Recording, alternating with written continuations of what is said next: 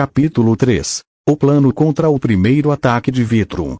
As ordens de Cecil ouvidas pela família de pai e filha Viltrumita e mãe Geldariana, recebeu ordens claras e concisas. Precisamos de informações sobre os Viltrumitas, não sabemos quando ele e os outros podem vir para a invasão. Amâncio respondeu dizendo: entendido, sobre o tempo da invasão, se seguirem o modelo de conquista padrão, eles vão levar uns meses para enviarem um assalto. Noara completou. Por enquanto ele só deve tentar convencer o planeta. Vão usar do discurso de querer evitar crises climáticas e meioambientais e ajudar a tecnologia da Terra a avançar.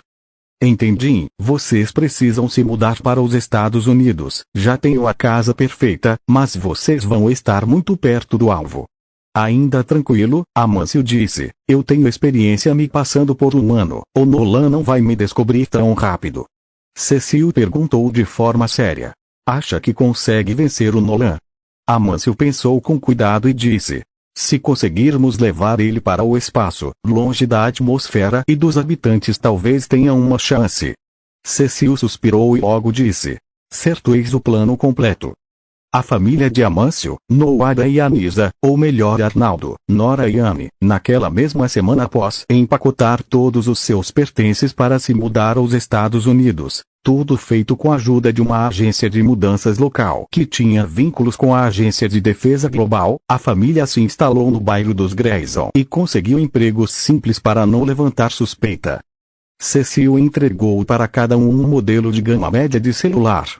Amâncio começou a trabalhar como segurança de banco, conseguindo um posto como segundo em comando na unidade graças à sua experiência nos últimos anos em trabalhos FA terra similares. Anisa conseguiu emprego como bartender, sendo especialmente eficiente graças à sua super velocidade que usava discretamente em seus movimentos de mão.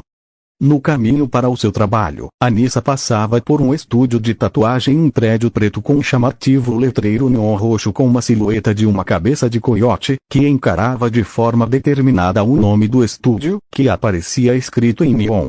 O coiote preto e cinza. Sempre que seu turno no bar acabava, Anissa passava naquele estúdio de tatuagem. Quando entrou lá pela primeira vez, viu os tatuadores trabalhando. Pareciam ter todos em torno de 20 anos. Eram 5, 3 trabalhando em tatuagens com clientes e 2 livres. Um foi ajudando a recepcionista a organizar algo e o outro foi em direção a Anissa. Era um jovem de pele levemente bronzeada com um piercing na parte inferior do lábio e um corte de cabelo punk, usando uma camisa preta com o logo desconhecido para ela e calça jeans escura com correntes saindo de seus bolsos. Boa noite, senhorita, já estamos fechando. Quer marcar hora para fazer uma tattoo? Anissa, de forma um tanto tímida, disse. Ah, não. Meu nome é Anissa, mas pode me chamar de Anne. Tenho muito medo de agulhas, só fui atraída pelos desenhos e fiquei curiosa e queria saber mais sobre o estabelecimento. O jovem disse com entusiasmo. Ah, eu posso ajudar com isso. Sabe, o estúdio foi aberto por mim, Fernando e meu irmão mais velho, José. Foi fundado há 6 anos, temos bons tatuadores e clientes bem satisfeitos. O nome é Coiote Preto e Cinza, pois esse é o estilo em que meu irmão se especialista. Também mando bem nesse estilo, mas sou mais o cara das cores. Entretida pela história, Anissa respondeu. Entendi. Por que um coiote? Por que justo essa criatura?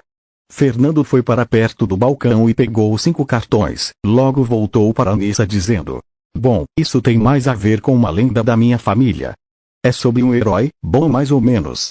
Temos descendência argentina e supostamente meu antepassado era um homem. Aparente cliente entrou e assim roubou toda a atenção de Fernando dizendo. Olá. Boa noite, eu queria marcar horário para um tattoo. Fernando entregou os cartões a Anissa e disse. Tenho que ir, o cartão tem nosso perfil de Instagram, segue o estúdio lá se quiser continuar vendo os desenhos e tatos de clientes. Com um sorriso no rosto, Anissa disse. Entendi, obrigada. Anissa nos seguintes dias distribuiu os cartões para colegas de trabalho e alguns clientes do bar interessados em tatuagens. Noara ajudava Civil trabalhando à distância, ajudando a Agência de Defesa Global a desenvolver melhores sistemas de defesa informáticos. como primeiro contato para a potencial melhoria tecnológica que uma aliança oficial com os Geldarianos poderia proporcionar à Terra. Tudo normal até o fatídico dia em que o grande Nolan, ou melhor o Miniman, saiu de forma hostil de sua casa. O aviso foi dado por Noah e Donald. Amâncio e Anissa estavam na rede, ambos em seus trabalhos. Amâncio se prontificou e logo disse: "Não se preocupe, Cecil, eu apago ele." Friamente Cecil disse: "Não vai não, venha para a sede da Agência de Defesa Global primeiro." Tempo que perder. Amâncio voou até o QG da Agência de Defesa. Amâncio viu tudo falhar: laser orbital, monstro marinho gigante turbinado com drogas e sensores de dor removidos, corpos humanos reanimados e melhorados, a tentativa de interferência do herói imortal que havia voltado à vida. Tudo falhou, causando ao grande Nolan apenas pequenos sangramentos e inconvenientes muito pequenos. A gota que acabou com a paciência de Amâncio foi ouvir Nolan tentando convencer Mark: "Eu venho de Viltrum, mas ele não é bem como eu falei. Nós criamos uma sociedade perfeita, mas para conseguir isso tivemos que eliminar os fracos. Fazer isso exigiu toda nossa determinação e coragem." Irritado, Amâncio disse: "Chega, eu vou para lá, Anissa, vamos." Cecil relutou: "Você não pode ir se lutarem aqui na Terra." Amâncio cortou Cecil dizendo: "Eu levo a luta para o espaço ou tento manter tudo no céu, esse sempre foi o plano." Anissa completou: "Manda um controle de danos, Sr. Cecil." Nolan ainda estava falando com Mark: "Tudo o que temos que fazer é receber a Terra no nosso império." Amâncio e Anissa chegaram no lugar e viram Mark chorando enquanto olhava para o seu pai. O foco do garoto no pai era tanto, que Mark nem pareceu notar a chegada de mais dois Viltrumitas. Nolan, por outro lado, notou e olhou de forma desafiante para Amâncio. Logo olhou novamente para Mark e disse: "Eu amo de verdade a sua mãe, mas ela é como um pet para mim." Indignado, Mark apenas berrou dizendo: "Um pet?" Nolan colocou a mão no ombro de Mark e disse: "Esse é o único jeito, Mar." Mark se afastou de Nolan e finalmente notou a presença dos outros dois Viltrumitas, respondendo: "Isso é loucura. O que acha que vou fazer? Que eu vou escravizar os meus amigos por um bando de alienígenas que eu nem conheço?" Disse apontando para Amâncio e Anissa. A Viltrumita, que aparentava 20 anos, disse: "Ei garoto, pera, isso é tecnicamente verdade, mas não estamos com esse doido aí." Amâncio complementou: "Isso mesmo, trabalhamos com Cecil, estamos aqui para te ajudar, Mark." Nolan se meteu cortando os dois e ficando entre Mark e os outros dois Viltrumitas. "Não escute ele, Mark, são um traidor e uma cria não autorizada. Nós temos uma responsabilidade com Viltrum." Mark respondeu gritando: "Não tô nem aí para Viltrum, não ligo se vou viver 1 milhão de anos. Esse é o meu lar. Não sabe o que está dizendo e não posso deixar que você ou o mata Viltrumitas ali interfira." Amâncio pensou: melhor deixar o garoto extravasar antes de lutar com o Nolan. Quando voltou em si, Amâncio viu Nolan jogar seu filho Mark para longe. Logo Amâncio foi voando com Anissa seguindo os dois. A jovem Viltrumita estava confusa. "O que a gente faz?" Amâncio suspirou e disse: "Primeiro evitar os danos à cidade. Vamos separar eles e eu cuido do Nolan." Chegaram em um momento onde Nolan deu um empurrão em Mark, jogando ele contra o chão. Mark colidiria com o solo, mas antes foi pego por Anissa, que disse estranhamente, tentando quebrar o gelo: "Garoto, você precisa de umas aulas de voo." Amâncio chegou junto a mísseis de jato Kur. Foram disparados contra Nolan e aproveitou a poeira da Exploa para acertar um ataque surpresa que mandou Nolan para longe. No alto da atmosfera, Amâncio ataca diretamente a garganta de Nolan, que o afasta com um golpe na mandíbula e 2 socos poderosos. Logo tenta falar algo, mas apenas cuspe sangue, ficando perplexo por um segundo. Logo Amâncio disse: "Deu certo, eu não queria ouvir sermão agora." Amâncio levantou as mãos dizendo: "Vamos logo ao que interessa." Grande Nolan avançou e pegou Amâncio em um voo descendente, em direção à cidade de Chicago. Antes do impacto, por um momento Amâncio deixou de resistir, aproveitou a força que fez Nolan para forçar um giro e fazer Nolan se chocar contra o chão, encaixou 3 golpes nele até que Nolan reagiu atingindo Amâncio no rosto, depois deu mais 2 golpes e arrastou Amâncio pelos prédios. Os 2 Viltrumitas trocaram golpes por alguns segundos, destruindo uma parte considerável da cidade como dano colateral. Nousra, com escudos aprimorados, sua Tech Jacket fazia o possível para reduzir os danos, ocasionalmente ficando perigosamente perto do confronto. Anissa e Mark resgataram humanos e os levaram para atendimento com a equipe da Agência de Defesa Global. Entre os feridos, Anissa resgatou seu amigo Fernando, mas infelizmente, embora seu corpo aparentemente estivesse inteiro, seu corpo foi totalmente fraturado no desabamento e estava morto. Entretanto, algo acontecia com a alma de Fernando. Estava fora do corpo, vendo tudo o que acontecia. Fernando viu um lugar sem os escudos de Noara, com nada além de sua vontade. Fernando salvou uma família de civis de um desabamento, repelindo escombros e permitindo que agentes da Agência de Defesa Global resgatassem aqueles civis. Anissa notou o fenômeno e buscou algo invisível. Logo retornou para seu corpo, que estava sendo levado para a ambulância, onde o inacreditável aconteceu. No momento em que os médicos começaram a examinar as fraturas do corpo de Fernando, colocando as mãos em sua caixa torácica e sentiram toda a estrutura do corpo se rearmar e regenerar, ao mesmo tempo que a alma de Fernando voltava para seu corpo, totalmente recuperado, porém confuso, Fernando gritou na ambulância: "Eu estou vivo, estou vivo!" Amâncio e Nolan estavam lutando, novamente empurrando um ao outro buscando dominância. Anissa interceptou os dois, em um momento onde seu pai Amâncio empurrava Nolan, e com um gancho dirigiu os dois para o alto. Amâncio aproveitou o descontrole que o golpe causou em Nolan e se afastou dele de novo. Os 2 Viltrumitas trocaram golpes de novo. Amâncio fez uma finta de gancho e acertou uma cotovelada em Nolan de baixo para cima enquanto voava rapidamente, mais para aumentar a força de impacto. Nolan ficou tonto, mas conseguiu ver que Amâncio juntou suas 2 mãos em um golpe de martelo. Nolan leu o movimento e contra-atacou com um soco no queixo de Amâncio antes que ele pudesse contra-atacar. Nolan acertou uma rajada de golpes.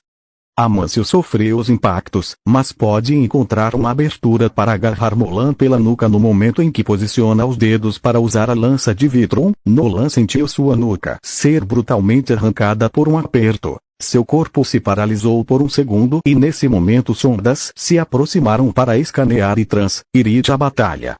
As sondas eram da Tech Jacket de Noara, que projetou tudo como hologramas com o capacete de sua Tech Jacket. A imagem que Mark, Anissa, Noara e todos os que estavam próximos viram, foi a de Amâncio golpeando Nolan em diferentes alturas, mas eram todos golpes retos que Nolan simplesmente recebia, apenas tentando mover os braços com dificuldades. Anissa disse animada: "E o esmaga-motores tem sucesso novamente." "Mas que parada é essa e por que meu pai não tá bloqueando?"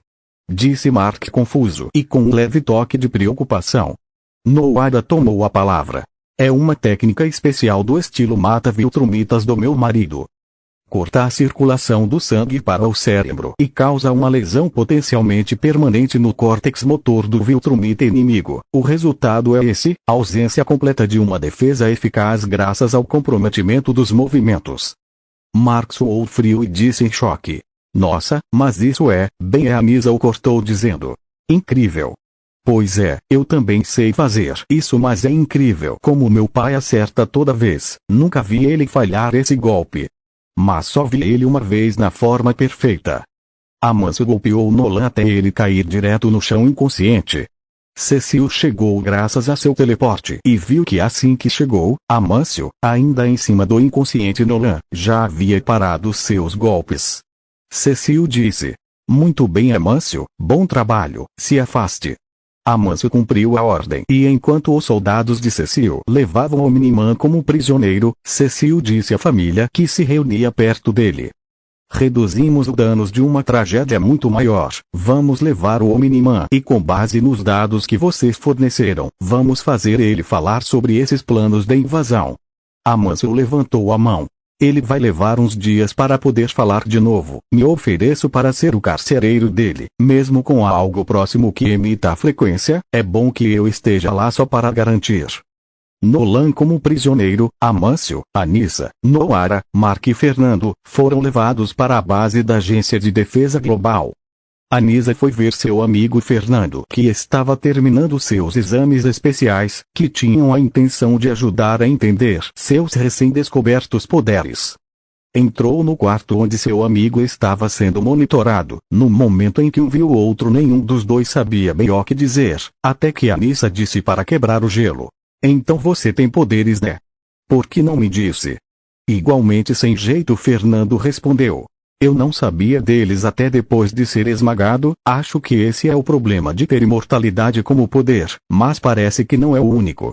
Genuinamente preocupada, Anissa disse: "E os outros que trabalhavam com você?" Chorando, Fernando respondeu: "Meu irmão morreu. Parece que só eu tenho o poder do coiote. Além de mim, só outra tatuadora sobreviveu, mas está em estado grave." Rapidamente Anissa perguntou: "E sua família?" "Salvaram. Por sorte parece que a destruição não atingiu o bairro deles." Tentando evitar pensar no que mais poderia ter perdido, Fernando riu e disse: "Então foi por isso que você nunca quis fazer a tatuagem. A agulha não entraria na sua pele." Anissa sorriu e disse: "Acertou." Sorrindo de volta, Fernando disse: "Seus poderes são muito melhores que o meu. Minha alma só sai do corpo. Bom, pelo menos já consigo fazer sem ter que morrer antes." Anissa respondeu desconfiada: "Não sei não, você fala como se pudesse fazer mais." Tranquilamente, Fernando disse: "É você me pegou, só não sei o que é mito e o que é poder real, mas mesmo assim eu não teria nada tão forte como vocês Viltrumitas. Depois dessa loucura de hoje, eu queria ter poderes como os de vocês." Anissa olhou Fernando com olhos muito sérios e frios, olhos que transmitiam tensão, como se ele fosse apenas uma presa sendo encarada por uma predadora. Logo disse, antes de ir: "Os Viltrumitas são escória, não queira ser da espécie mais odiada do universo. A maioria desse acidente biológico nem sabe o que é o amor. Eu e meu pai tivemos sorte de não ser como a maioria deles. Na verdade, eu diria que é um milagre ele ser como é." Disse Anissa, ainda mantendo seu olhar intimidador, mas logo se deu conta e voltou para seu olhar habitual. Um pouco desconcertado, porém decidido, Fernando disse: "Entendi. Vou tentar entrar para os Guardiões Globais." Anissa arregalou os olhos, mas antes que pudesse falar, Fernando continuou: "Sei que é perigoso, mas se a ameaça é tão grande e eu tenho poderes, melhor usar eles direito." Anissa apenas afirmou com a cabeça. Disse: "Vai mesmo precisar saber usar esses poderes. Do jeito que as coisas vão, qualquer ajuda para proteger a Terra é bem-vinda. Boa sorte." Enquanto isso, Mark estava tentando conversar com Nolan, mas o antes admirado e visto por seu filho como um pai gentil, preso com os melhores equipamentos da Terra possíveis e um sonar que emitia frequência incapacitante contra Viltrumitas na cabeça, só gritava: "Pensa, Mark, você está lutando para ver todos os seres miseráveis desse planeta morrerem. O que vai sobrar para você em 500 anos?" Visivelmente lutando contra as lágrimas, Mark respondeu: "Você, depois desses 500 anos eu ainda vou ter você." Mark se virou e saiu do lugar derramando lágrimas. Amâncio ficou surpreso ao ver que Nolan estava chorando. "É grande Nolan, parece que você e eu não somos tão diferentes. Viver nesse planeta te ensinou algo." Nolan não disse nada, agindo como se estivesse totalmente sozinho. Amâncio não ligou e só saiu dizendo: "Pode me dar gelo à vontade, cara. Você é uma lenda entre os Viltrumitas, mas se você não aproveitar essa chance para repensar seus erros, para mim você vai ser um poderoso fracassado." Já na porta, Amâncio parou e disse: "Isso vem de alguém que aprendeu a amar e a ser livre. Faça algo do que possa se orgulhar, não por Vitron, o regente estúpido, ou pelo fantasma de Argal, mas por você. Se você, assim como eu, entendeu o que é um amor, mostre para o seu filho e a mãe humana dele que te amar valeu alguma coisa." Amâncio saiu e Nolan disse para si mesmo em um pensamento: "Em questão de força estávamos equiparados, mas ele me atacou de uma forma que não pude prever, então foi de algo assim que a Anissa me avisou." Será que ele quis me ajudar ou só me manipular?